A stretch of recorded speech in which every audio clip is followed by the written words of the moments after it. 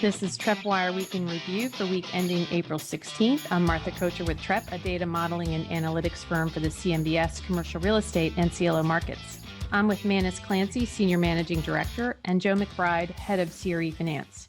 This week, despite the pause of J&J's one-shot option, U.S. average daily vaccinations exceeded 3.3 million. And economic news points to a recovery that has picked up speed. Retail sales surged nearly 10% last month, with the restaurant industry seeing a healthy upswing. And more positive news as weekly jobless claims dropped to a one-year low. And the government reported that industrial production rebounded last month. All this news sent the markets on a tear, hitting new highs. Manus, even the Fed's economic survey released this week shows that the recovery is a broad-based effort across multiple industries. It really did feel like an inflection week, didn't it? With extraordinarily strong data coming out. I think people were expecting good data to come out in retail sales and other areas after the big stimulus checks went out last month.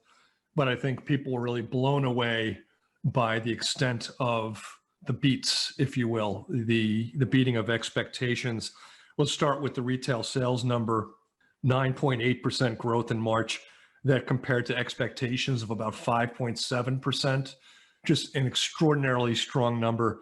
A quick tip of the week for those that want to get ahead of this number. Zero Hedge does a really good job of tracking this. They report on Bank of America's model, which tracks their credit card spending each month. And for 3 consecutive months, B of A has now been really spot on. They predicted a great beat in January, helped by the stimulus package at the end of 2020. That came through. They were very close on that number. They expected a disappointment in February because there was no stimulus. And of course, we had the terrible weather in big parts of the country. And they were predicting a 10% jump this month. And as I said, Zero Hedge does a nice job keeping up with this stuff. So if this is a number that's important to you as somebody that follows retail, or if you think that retail is a driver of stock market moves, it's a great piece to look out for every single month. And it's a good piece of data to follow. The amazing thing about the retail sales number today is that normally you would think that this would come with a hefty spike in interest rates. And we didn't get that today at all. Interest rates hovered near their 30-day low in the 1.63% range for the 10-year Treasury. So even though the retail number was great, it didn't trigger an uptick in yields. The same can be true earlier this week. We saw a tame CPI, which wouldn't have triggered an uptick in rates. And we saw a pretty hot PPI number earlier in the week, which had the potential to drive up rates, but in neither case did it have a material impact. The other big data point today, Thursday, which is the day we're recording this, Thursday, April 15th, the old tax day. Initial jobless claims, 125,000 below consensus estimates.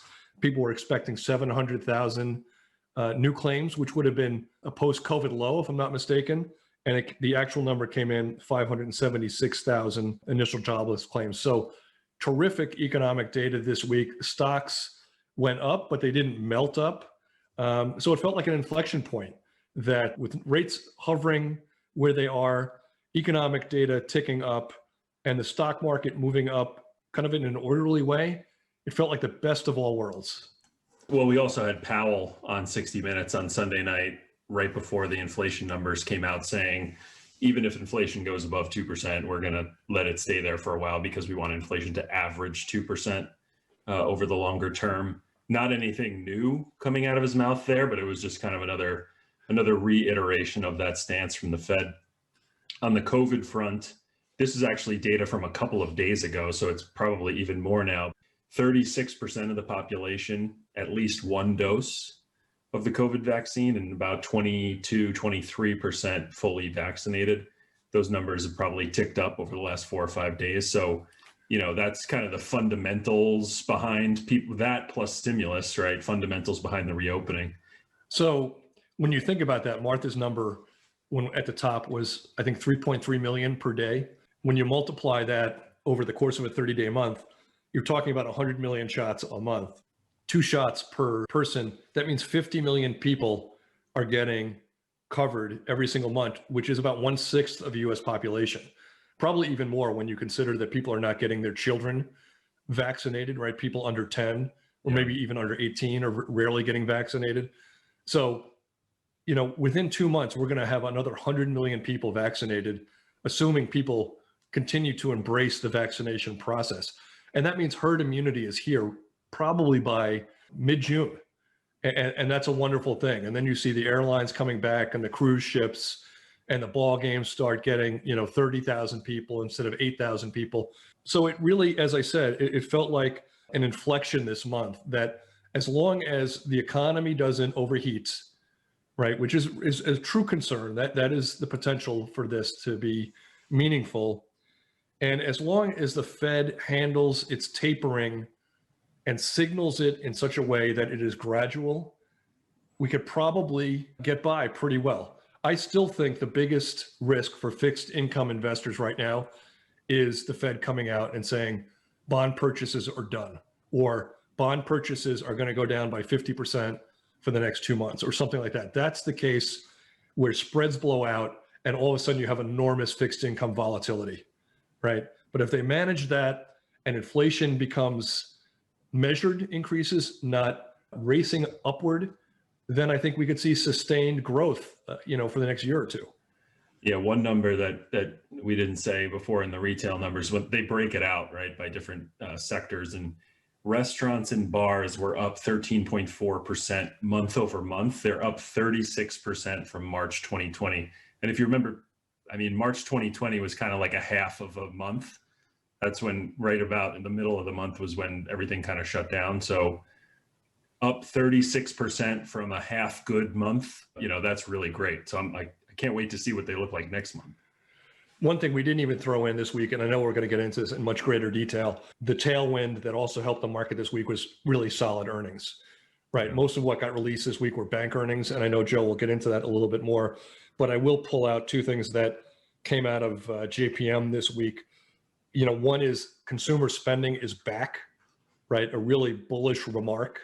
And the expectation, kind of consistent with what I said a few moments ago, we're looking at potentially robust multi-year growth, right?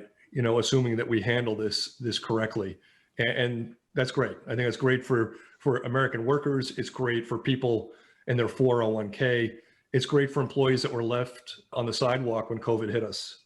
Yeah, I think that's going to be one of the concerns coming out of this, and something that could spark a little bit of that inflation even more, is actually getting workers back, right? And there's been, I think we'll probably touch on a couple of them later, but there are stories out there of, restaurants and Uber and other companies that just are having trouble getting back up to speed with workers, especially workers who maybe have done pretty well on the stimulus and on unemployment.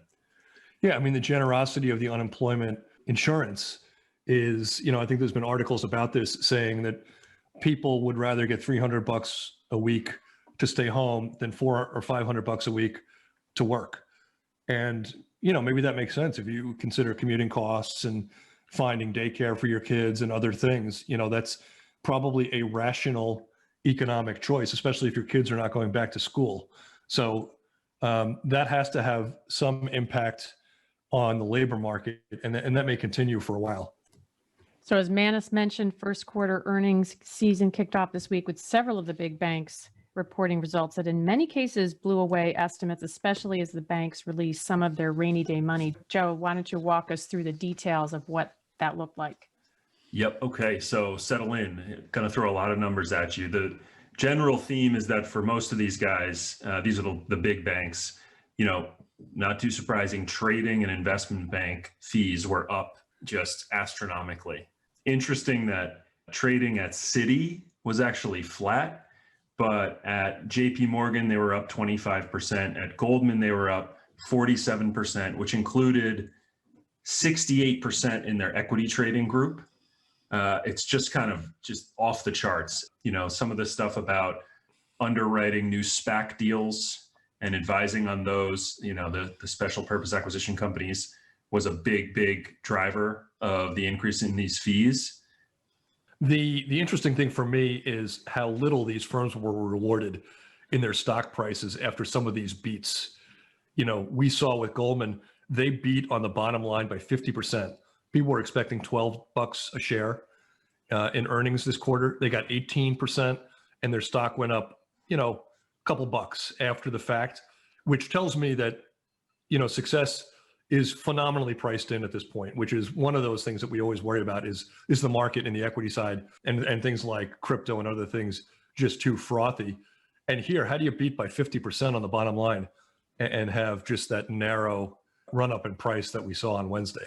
So funny you say that. I looked at all of these, and these are year-to-date stock price returns, including the effect of, whatever happened today, because I just pulled these today. But every chart you looked at, the return had already occurred, right, before earnings. So JP Morgan was up 21%, Bank of America was up 29%, Goldman up 28%, Citi 20%, Wells Fargo 42%, all year to date. On average, that's like a 28% price return going into the first quarter. So I think what that bump that you're talking about had already occurred.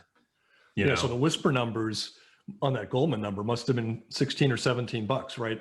The formal estimates averaged 12 bucks a share. To come in at 18 means people were expecting a robust beat even before that. I'll throw in one more comment from the JP Morgan. It was the only real sign of any indication that there could be bumps in the road going forward. And that is that loan creation, loan demand going forward could be weak. And that makes sense, right? We had historically low interest rates. Anybody who could have locked in probably did, has refinanced either at a corporate level or a personal level on the residential side. And we could see loan demand tapering off at this point. The 30-year mortgage right now is 75 basis points higher, I think, than it had been at its trough. Trust me, I know that. Yeah, so the outstanding balances on loans at Wells Fargo down 15%, at Bank of America down 14%. I don't think I have the number for JP Morgan, but I think it was in the kind of 10 to 15% drop area. A couple other numbers here. So these are all quarterly year over year increases. So JP Morgan revenue was up 14%. Bank of America was actually flat from a revenue perspective, but their earnings were doubled.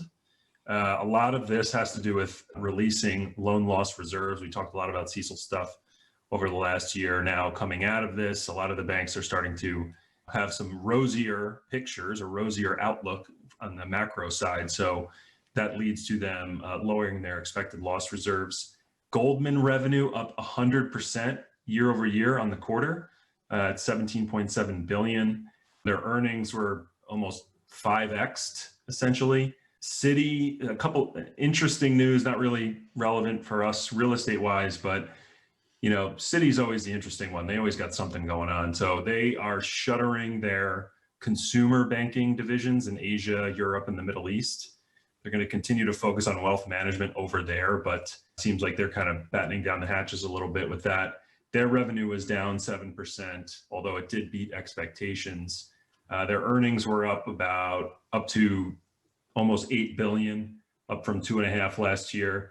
So I'm throwing a lot of numbers at you, but of the Wells, Citi, Bank of America, and JP Morgan, they released in total 12.9 billion in loan loss reserves. So that's just capital that is now ready to be allocated.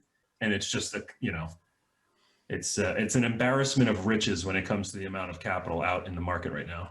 If I'm not mistaken, I think JP Morgan's reserves are now back to where they were a year ago, right? Pre-pandemic, which means that, they loaded up on reserves thinking the worst was going to happen. And now they've completely flushed out the excess reserves that they put aside that came with the COVID-19. But I'll close with one thought about those Goldman numbers and some of those other numbers you referred to.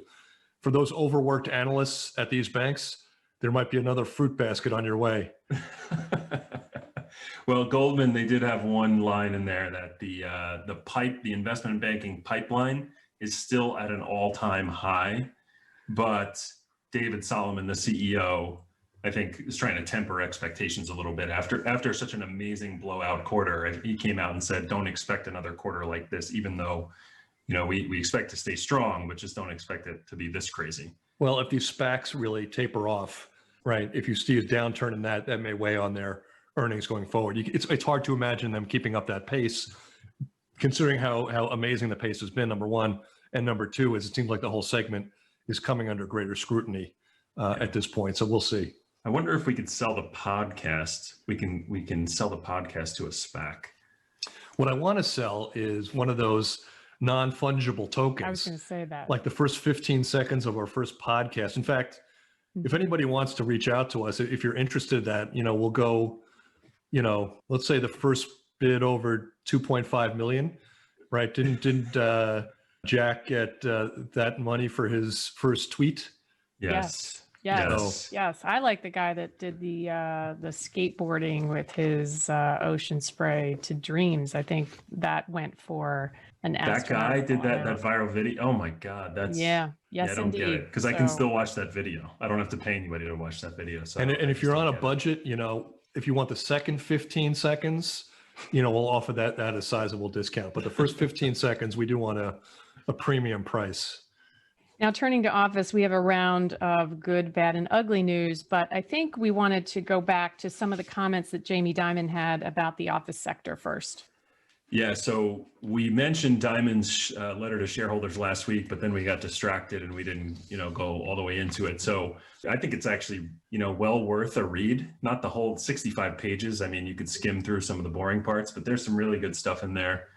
Like on public policy, on America, on how America should be dealing with China and all these interesting things. So that's good. But in terms of returning to work, here are some lines from him. I'm sure a lot of you have seen these. They were big headlines, but he says, generally speaking, we envision a model that will find many employees working in location full time. Some employees may be under a hybrid model. A small percentage of employees, maybe 10%, will be working full-time from home, but for very specific roles. What I really like is when he says, and maybe that's because I'm a company man, in all these cases, the decisions will depend on what is optimal for our company and our clients, not like what's most comfortable for our employees, which I think is a reasonable thing to do. He says, remote work will change how we manage our real estate. We will quickly move to a more open seating arrangement in which digital tools will help manage seating as well as needed amenities such as conference room space. Here's the kicker, right? This is the big headline that everyone was putting out there last week. As a result, for every 100 employees, we may need seats for only 60 on average. This will significantly reduce our need for real estate. So, you can make that argument that each seat is going to require a little bit more space, but I don't think that a 40% drop in the number of people in the office is going to have an equivalent 40% increase in the space per employee. So definitely going to change what's going on there. He did say that they're going to, continue with the rebuild of their Midtown office building, that one that they were taking down and then rebuilding up. But there's a couple of things that I really liked what he said. He said, the virtual world has presented some serious weaknesses.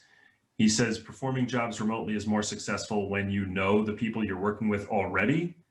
He says most professionals learn their job through an apprenticeship model, which is almost impossible to replicate in the Zoom world.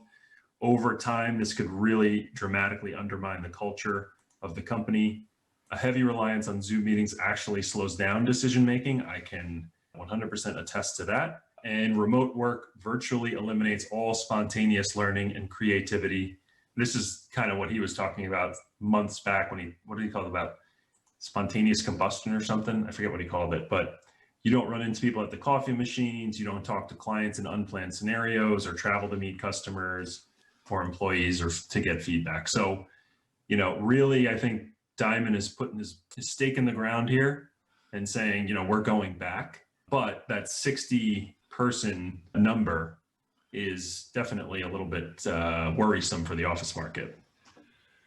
Well, not only did he put his stake in the ground, JPM also took their stake out of Lower Manhattan when they put up 700,000 square feet of space downtown up for sublet, right? So they haven't just talked the talk, they started walking the walk in terms of reducing their footprint, at least in Manhattan at this point. So I think we're going to see a lot more of that.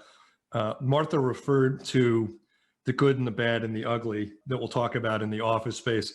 Sadly, I would say there's more bad than good this week. The first I'll start off with is a piece by Wolf Street. Wolf Street is a lot like Zero Hedge, cover financial headlines, both tilt somewhat bearish.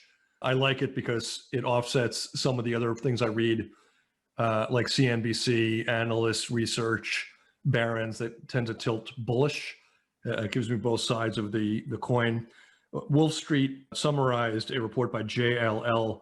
The headline was Office Slump Gets Ugly. And they talk about the markets in Houston, San Francisco, LA, Manhattan, Chicago, and DC. And just like Joe, I'll rattle off a couple of numbers which are not terribly comforting. In Houston, 32% of the market available for lease. That's the high watermark. In addition, there's about an $8 per square foot discount between sublet space and direct leases. So I think it's like 31 bucks per square foot for direct leases, 23 at the sublet level in Houston, which you could probably use as a proxy for many other cities. I would think that kind of percentage.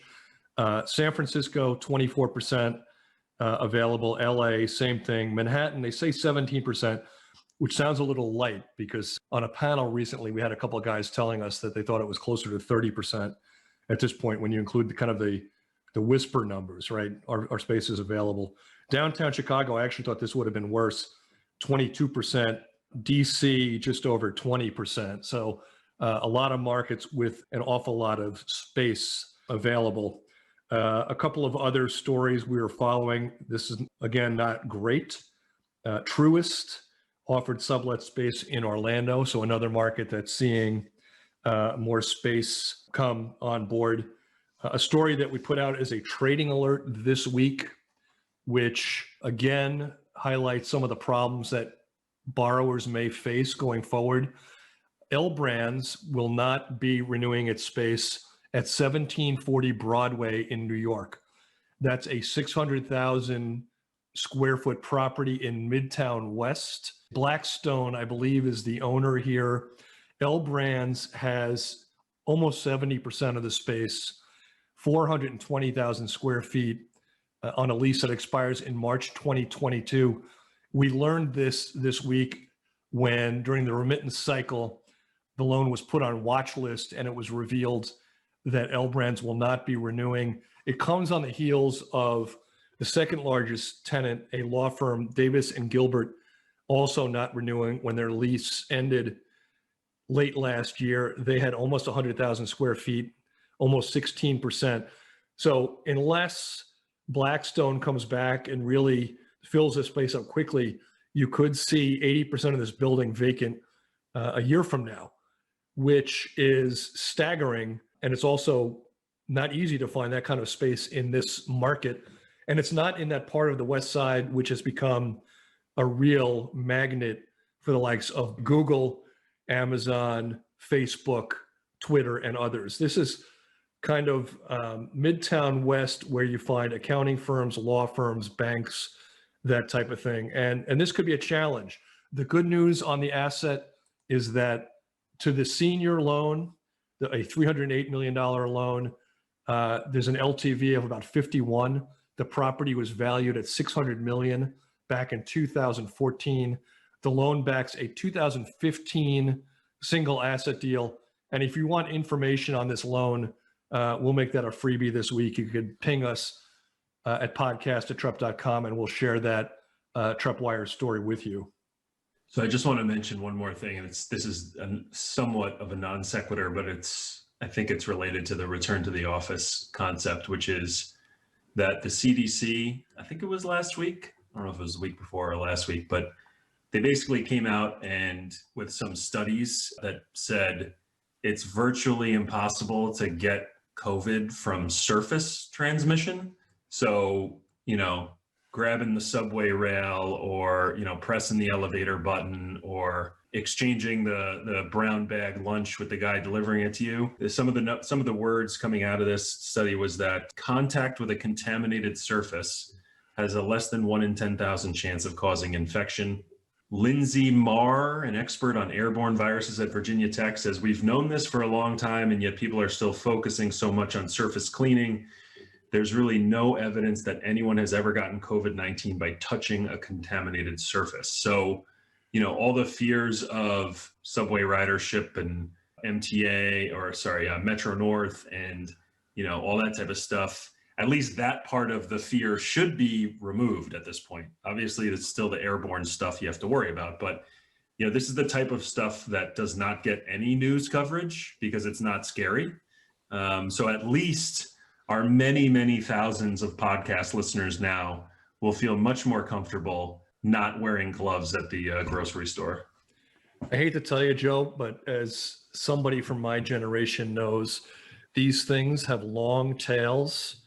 My parents told me for about 20 years that the number of things that I could get from touching the sink or the bathroom or other things from a rest stop bathroom, which turned out to be true, right? It was all like urban legend, but whether it was, cold sores, dandruff, athlete's foot, hives, anything and everything, if you turned on the sink at a rest stop in Pennsylvania, you were doomed. That's why you do the toilet flush with your foot.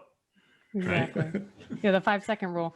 I think we need an alternative 5-second rule, right? You have that 5-second rule where if food, falls on the floor, if it's less than 5 seconds, it's still edible. There's that corollary, which is if you're in a Pennsylvania rest stop, it's 1 second. But we need the alternative, which is as long as the desk has been vacated for more than 5 seconds, you're safe sitting down and, working, right? You just got to wait 5 seconds before your predecessor has left, and then it's safe to, use their keyboard and, proceed safely at that point. I think one of the questions that a number of these employers have is what's the process for getting back to work? And I thought it was interesting that Salesforce this week in San Francisco, one of the cities that you mentioned, Manus, with some high availability there, they're reopening their tower headquarters in May. They're doing it in stages, with the first stage of workers being folks who've been vaccinated. And if I understand correctly, they'll be tested twice and they are volunteers. And stage 2 will be at 20 to 75% capacity, not people vaccinated. And then finally, the last stage is 100% capacity. They've got 61 floors in that tower and 1.4 million square feet of office space. So I think a lot of employers will be looking at companies like Salesforce to see how they do it. I do have a couple of other office stories. I'll run through them very quickly. A good one was that UBS renewed its space, 138,000 square feet in Nashville. That's a Shorenstein property. Banks in big locations and big, footprints, those are the ones you're always nervous about saying we want to downsize by 50%. So we were happy to see that. And then I have a mixed one that we wrote about, and we're also happy to share this one. This is about a CMBX 8 office loan. It was a $32 million loan, 50 Crosby Drive in Bedford, Mass. The sole tenant was an affiliate of Oracle. They gave a termination option in 2019, vacated the property, so it was 0% occupied. It paid off in full this month. So why is this a mixed bag? On the positive side, owners of the COM 2014 LC17 deal may have thought this was a loss waiting to happen since the property had been vacant. So the fact that it was paid off in full was a win. However, the lockout on the loan, which was slated to run, I believe, another 28 months or 32 months, was overridden, meaning the special servicer had given the borrower the freedom to pay off the loan without the lockout. And that meant the IO holder from that deal lost whatever it is, 28 months of income that they were counting on because this loan paid off at par. So that's the last of our good, bad, and ugly in the office space. Turning to retail, we saw signs that the market is opening up with more properties sold. So last month we talked about early April being a pivotal month in the transaction space, meaning everybody had been waiting for the market to start seeing the backlog of distressed assets start to clear. And what we pointed out in late March was that there was going to be a big hotel set of sales through the auction process during the period of April 5th to April 7th. 20 hotel loans or properties were up for auction. And we thought that that was a turning point in both the market opening up and getting a sense of what fair value was. And in addition, for giving people benchmarks about what they might expect for their distressed assets on either the buy side or the sell side going forward. This month seemed to be the same type of event for the retail space. So let me run through some of the things that we've seen this week alone in the mall space. Namdar, who has been a very active buyer of distressed assets, at 10 and 20 cents on the dollar, they and Mason Asset Management took over the Country Club Mall. I believe that's near Kansas City. Cohan, which is a competitor to Namdar, they too looked to take up distressed malls and continue to run them as malls. They purchased the Lansing Mall in Lansing, Michigan for $9.2 million. That's a 700,000 square foot asset. They also purchased the Oakview Mall for $7.5 million in Southwest Omaha. So those were some big mall things we did. We expect those properties to continue to be operated as malls going forward. Gwinnett County, they purchased the aging Gwinnett Place Mall for $23 million. That's in Georgia. The interesting thing about that transaction was that the sale price was about $4 million above the most recent valuation of that property. So a little bit of a win for bondholders or mall owners in that particular case. A property in Phoenix, a shopping center there, sold for almost $10 million. So, these are not great prices. A lot of the ones I rattled off were under $10 million, but it does show the marketing opening. It does show that there's a bid out there and that things are starting to clear. A few others on the list that are even more encouraging. The McKinney Marketplace in Dallas, 120,000 square foot property that's anchored by Kohl's. That was sold, not at a discount. I think they got a pretty good price. The fact that it's anchored by a non-essential entity like Kohl's, terrific. A single tenant building in Lynn, Oregon, anchored by a mom and pop store, sold for $6 million. It backed a $6 million distressed asset. So these bondholders are going to be taken out at par for something that, is basically just kind of a mom and pop, not really rated credit asset. And then lastly, an LA Fitness anchored retail property in Southern Florida sold for $11 million, right? Again, a type of asset that has not been really sought after, right? Gym anchored properties during COVID were really, undesirable. And now all of a sudden they're catching a bid, and that's terrific. So a lot going on there. And we may look at April as the turning point for the retail segment. I have to give a quick shout out to my local free newspaper, where they were touting the local mall's efforts to bring people in through experiential things, especially around kids. So I like there was a headline actually about the same thing on NBC New York called "Soccer Practice at the Mall?" ? How shopping centers are adapting to post-COVID life. So instead of established brick and mortar retailers, new anchor tenants often involve health and fitness. Businesses like Pizzazzles, which I think just on the name alone, I think I want to check it out, which offer kids space to do their remote learning and dance around with bubbles after lunch. I don't know how sustainable that one is, or Footbike, an early development soccer facility. So, I might be biased as someone with young kids, but I would do almost anything, and I would pay almost anything to kill an hour and a half of someone else running my son around inside in the winter. So I could see that. I got to go check that out. Maybe I'll do some yoga and pick up a Cinnabon on the way out. As somebody that used to like doing 5Ks all the time, including the dead of winter, I would go for a 5K in the dead of winter in a mall, right? You go from the Macy's to the Sears to the Dillards. You're explaining your future, Manist. You just, it's flat, it's pretty lengthy. By the time you go to all four corners of the mall, you've probably covered a mile, right? You have 2 levels, so now you're at 2 miles.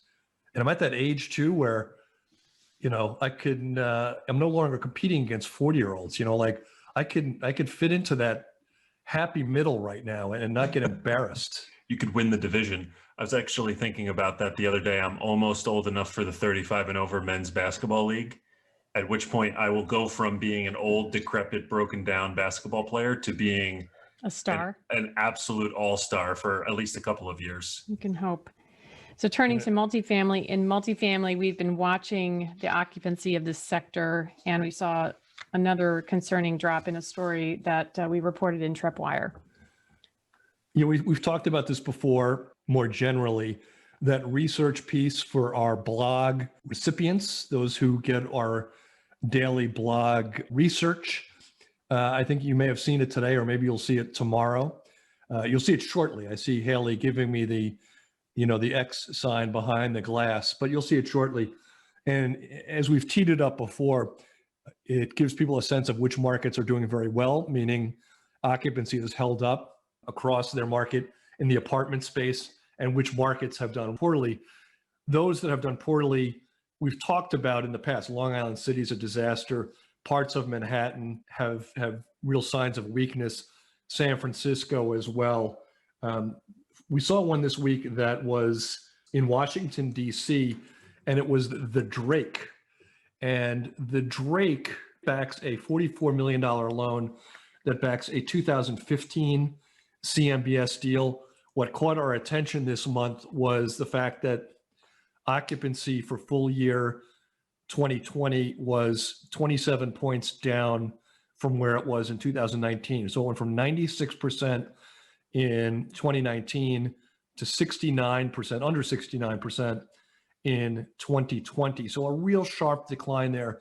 And it has a lot of consistencies with other types of properties that we've seen kind of hitting the wall in this big urban area, 24-hour city, often very recently built. This was built in 2014, which says to me luxury, high price, lots of amenities, attracted younger people, recent college grads, the kind that could very easily move back home during the COVID time. And across the board, when we've seen issues, I would say a hefty percentage have fallen into this kind of property demographic. And that has been where the rubber has hit the road, and not in a good way, over the last 5-6 months of the data we've been watching. Yeah, there was a story in the Wall Street Journal. We had this big giant stimulus package pass, and you would think that you would start to see that flow through some of the numbers in our CMBS data. Now, to be fair, occupancy is different than payment. There's a physical occupancy and economic occupancy, but the moral of the story was that it's one thing to send New York State $2 billion in rental assistance. It's another thing to actually get that money into the right people's hands. And I'm not picking on just New York, but all states and all counties, they're just not equipped, it takes them a long time to get equipped to properly disperse these funds. So even though you see the headlines out about these the stimulus checks they did a good job with, but the rental assistance and those types of things, that takes a while to actually flow through. And even then, hopefully that the return to work and the return to normal will be there and ready by the time that stimulus runs out. It's a challenge for these governments, to be honest, right? If you're too loose with this stuff, you have a lot of fraud and a lot of waste, and therefore a lot of criticism. And if you're too tight, then the money doesn't impact the economy in the way that you want it to. So, and we saw that with the stimulus. We saw a couple of states that had big issues with people submitting for multiple stimulus checks and it going to the wrong hands and so forth. So it is a challenge, and it's probably even more of a challenge when you consider that many government workers are trying to pull this off from home. So I get it. My biggest kind of worry about this whole thing is,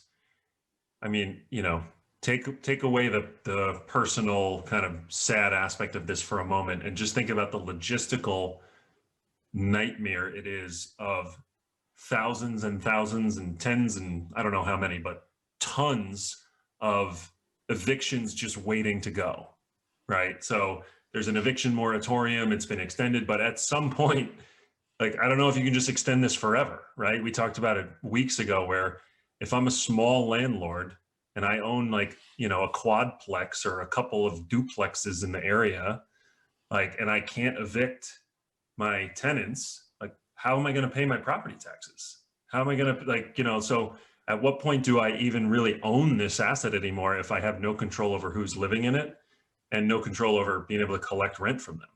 You know, I also think that there are things happening right now which could become worrisome, right? And they're twofold. One is that, you know, in New York, we saw just an extraordinarily generous budget passed last week. And we talked a little bit about this in the previous podcast, but spending was up big time. And part of that you have to think is because of all this stimulus money come to the state of New York, right? They said, we can afford a bigger budget, but budgets never go back down, right? They just kind of always go up. And where is the state going to find this money next time? You know, so that's, you know, one potential distortion. And then there's this desire or this need to raise taxes sharply, which always has other impacts as well. But when this thing comes to an end and people say the economy is roaring again, we know that it's not going to be evenly distributed. There's going to be winners and losers geographically, across industries and so forth. And there'll still be those that are left behind. And, you know, where are you in 2022 where the people that were supported by stimulus checks and unemployments, when these students start to burn off, you know, where's the safety net for them when eviction moratorium and unemployment ends? You know, if 40 of the 50 states are roaring and there's 10 left behind, I don't think there's going to be a lot of appetite in Congress to pass another huge stimulus. And these other 10 states will be really limping along, or at least the people that live there, you know, the waiters and waitresses and so forth. So, you know, it's a concern of mine that, you know, as we look for another roaring 20s starting in the second half of this year, that all boats don't rise equally. I'm just looking forward to seeing you dressed up in the Roaring 20s garb, Manus. Maybe you flappers and spats. Yes. Flappers and spats doing, what was the thing, the Charleston? Is that what people did? Yes. That's right. Back in the day? I've heard. I'm going to start working on my Charleston. I'm going to get those shoes that, I guess, is that what a flapper was? You put it over your shoes? I got to watch. The flappers were the ladies. The ladies. That's the name of them, I think. What's the white thing you put over your shoes? All I'm thinking of is the word sans culottes, which is not relevant to this discussion at all, but makes me think of those, you know, you pull the socks all the way up. You know what I mean? I'm going to have to go back to both the Robert Redford version of The Great Gatsby and the Leonardo DiCaprio and just really inventory for myself all the things I need to know for that Roaring 20s. So turning to hotels, we had a story about a property in the gambling space. Yeah, this is both a personal story and a, you know, one that affects our market. We did see a big purchase this week. Bally's has sold the Tropicana Hotel in Las Vegas. So I think the sale price there was $150 million. The buyer was Blackhawk and Rock Island Gaming. And this is, you know, of a piece of everything we've been talking about in this podcast, that, you know, travel destinations 6 months ago were the kind of thing that people weren't sure how to value these things. Like, when are we coming back? What's the strength of the recovery? And now that we're seeing how many people are getting vaccinated, I think we're just on the precipice of just an explosive rebound. And to this point, every year until last year, or most years until this year, I would do a Las Vegas trip with some buddies, fellows I had grown up with in Stony Brook, New York. And we would go to Vegas for 4 days and watch football, college football on Saturday, pro football on Sunday, have a couple of porterhouses, and, you know, just really get back together. So a buddy of mine who comes in from Omaha last year said his flight from Omaha to Las Vegas that he booked for September was $1,000. So we are back. When it comes to airfares, I looked at my own. It was going to be, I think, $500 to go from LaGuardia or Charlotte, depending on where I am, to Las Vegas. And it was like $600, which is, you know, pre-pandemic pricing. And we're back, right? If that's the price you're getting right now, right? Demand is already there. We're back, baby. We are so back. I mean, and I happen to love this trip. It is just, you're 20 all over again in a good way, right? Because you're out on the West Coast, it's football starting at 9 a.m., right? You're watching it and it's still going on until 10 o'clock at night, right? It's porterhouses, it's ribeyes. You know, when you come back, you feel like you have to have a stent put in. But, you know, in between, it's golf and it's, you know, maybe some live action stuff if there's a boxing thing going on. It's just a great way to spend a weekend. I got the call for a guy's golf trip like a month ago. I floated it and I got that sideways glance, like almost out the back of your head. You know, You got the Heisman? I got the, We have You two crazy? small children. I got the, of course, you you're crazy? gonna get that look. You're going to get that look. We're ready, man. We gotta tee up Joel down in Georgia and That's right. get that going. I'll drive down overnight, play around the golf and drive home. I'll be home in time for bedtime. Books in bed. Toy Story books in bed. There we go. And so, deal of the week, Joe. This one's yours this week. Yeah, so actually we had a loyal listener send us their deal of the week. It's actually Mark Schuessler from Newmark. It's kind of a good deal of the week because it brings together some stuff that's going on in the market, but also some of our own data. So it's not necessarily the type of deal that Manus likes to do, which is like retail property selling or something like that. But this is a $48 million non-performing loan sale just closed. And speaking of Vegas, actually, our segues this week are on point, I have to say. It's the Bank of America Plaza at 300 South 4th Street in Vegas. It's 2 buildings, 17 stories, about 275,000 square feet. It's currently about 52% occupied. Mark could not disclose the price, but a couple of things that we should point out. The buyer was a joint venture between Barker Pacific Group and Positive Investments, both out of Los Angeles. Steven Schultz, Tony Gorgiev, no relation to the Rangers backup goalie, I think, with Newmark's national loan sales team represented the seller. Mark Schuessler, Mike Tabik, Sean Fulp, and Ryan Plummer with Newmark's private capital group represented the buyer. So what's interesting to me, and that's kind of the extent of what we can see from Mark and from the press release here of the deal, but this particular property had been in 2 CRE CLOs over the last several years. The most recent one being a Marathon Asset Management CRE CLO. We have a lot of data on it. I won't go into it, but this was kind of one of those bridge to bridge situations, it looks like. About half occupied. They had some business plans in place. And I think we know who the original owner was based on our data. I don't want to call them out really, but it's always very interesting when you see these deals happen on loans that were in CMBS or CRE CLOs, because you can really dive into the details to see what happened there. So one other thing that Mark had mentioned was that the buyers plan to take over the property and lease it up, and their new lower basis will allow them to offer tenants some competitive lease rates and incentives. So, this is the point of deal of the week, right? Is people who are listeners get to shout out the great work that they're doing. So thanks again for that, Mark. And let me throw something else out there that I've been meaning to mention. Next month, we'll be putting out, or I guess it's been about a month and a half, we'll be putting out our semi-annual magazine about the CRE market. It comes through our sister company, Commercial Real Estate Direct. If you are looking to put together a thought leadership piece, we do take submissions for those that really want to have something which is thought leaderly, not a kind of shameless plug, which I'm known for doing periodically for our own business. So it's not looking for a shameless plug for your business, but something that's kind of research oriented. We're looking for that. And if anybody would like to advertise, here comes our shameless plug in our magazine, which goes to, I think, about 20,000 people every year, real estate CRE professionals. Please reach out to Haley and she will set you up. Podcast, Trepp.com.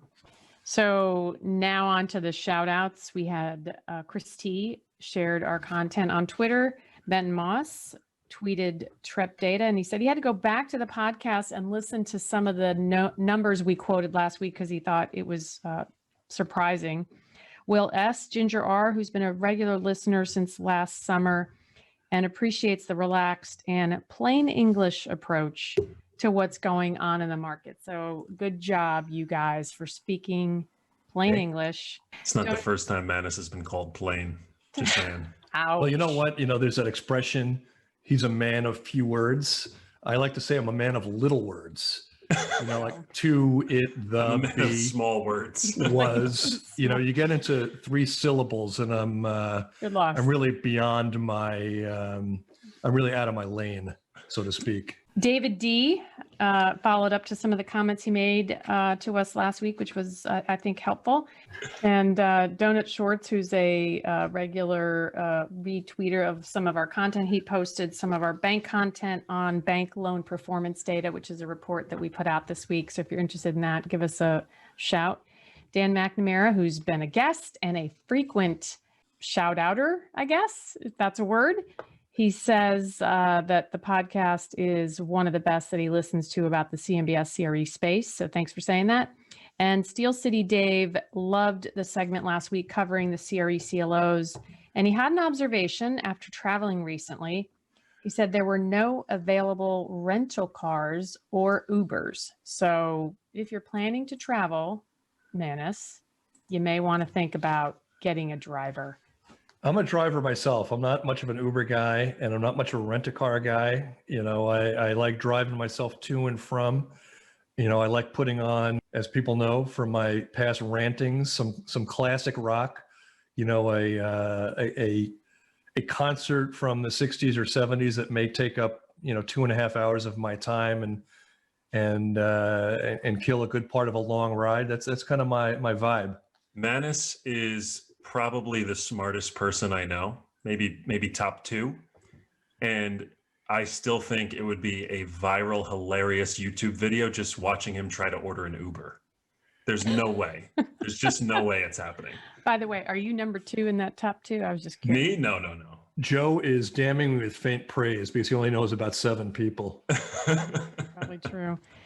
Well, guys, perhaps you talk about car shortage. One of the best indicators that things are turning back to normal is what I'm going to call the toilet paper index. Sales of bath tissue have dropped back to pre-pandemic levels. Are people eating less? No. I hope that's from people having stockpiled and nothing more. I hope it's not a behavioral issue.